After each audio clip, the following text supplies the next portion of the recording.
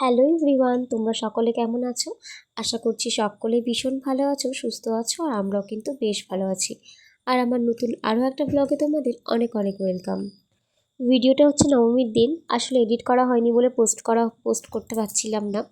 তো অষ্টমীর দিন অনেক রাত করে বাড়িতে ফিরেছিলাম। ছেলেকে ঘুম পাড়িয়ে থুয়ে যেহেতু ঠাকুর দেখতে গেছিলাম, তখন প্রায় 11:30 মতন বেজে গিয়েছিল। আসতেও একটু লেট হয়েছে। তো একটু ঘুম থেকে লেট করে উঠেছি, আর উঠে দেখো রান্না করতে বসে পড়েছি।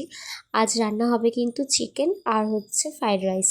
আজকে কিন্তু মাকে কোনো রান্না করতে হবে না, কারণ চিকেনটাও আমি রান্না করব আর ফ্রাইড রাইসটাও কিন্তু আমিই বানাবো।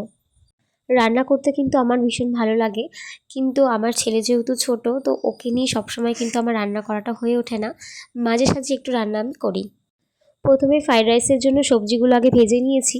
ভেজে নিই, তারপর এখানে দেখো আলু ভেজে নিলাম লাল লাল করে।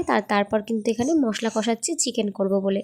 আগে চিকেনটা করে নেব, আর তারপর কিন্তু ফ্রাইড রাইসটা করব। আর আজকে বিকেলে ভাবছিলাম ছেলেকে নিয়ে একটু ঠাকুর দেখতে বেরোবো। অষ্টমীর দিন তো ছেলেকে নিয়ে ঠাকুর দেখতে বেরিয়েছিলাম, আমাদের বাড়ির কাছে দুটো ঠাকুর দেখিয়েছিলাম।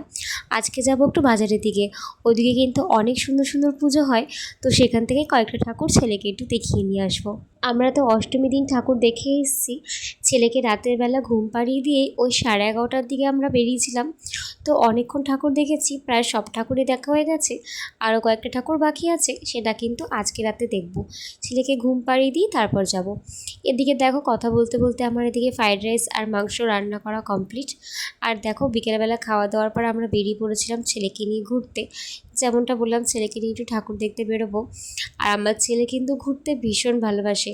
ও ঘুরতে বেরোলে কিন্তু ভীষণ এনজয় করে। তো ফার্স্টে একটা ঠাকুর দেখতে চলে আসলাম। তো এই প্যান্ডেলটা জাস্ট দারুণ করেছিল। এটা আমাদের একদম বাড়ির কাছে, মানে শ্বশুর বাড়ির কাছে আর কি। ভীষণ সুন্দর করেছিল, আর ঠাকুরটাও কিন্তু খুব সুন্দর ছিল।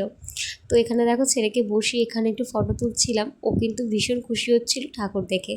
এরপর আমরা ঠাকুর প্রণাম করে নিলাম, আর তারপর কিন্তু বেরিয়ে পড়লাম আরেকটা ঠাকুর দেখতে। ছেলেকে কিন্তু দুটো ঠাকুরই দেখিয়েছিলাম, আর তারপর কিন্তু বাড়ি চলে গিয়েছিলাম। যেহেতু সন্ধে হয়ে যাচ্ছে, আর আমি চাইছিলাম না সন্ধ্যের পর ওকে একটু বেশি বাইরে রাখতে, কারণ রাতের বেলার দিকটা না বেশ ঠান্ডা লাগে।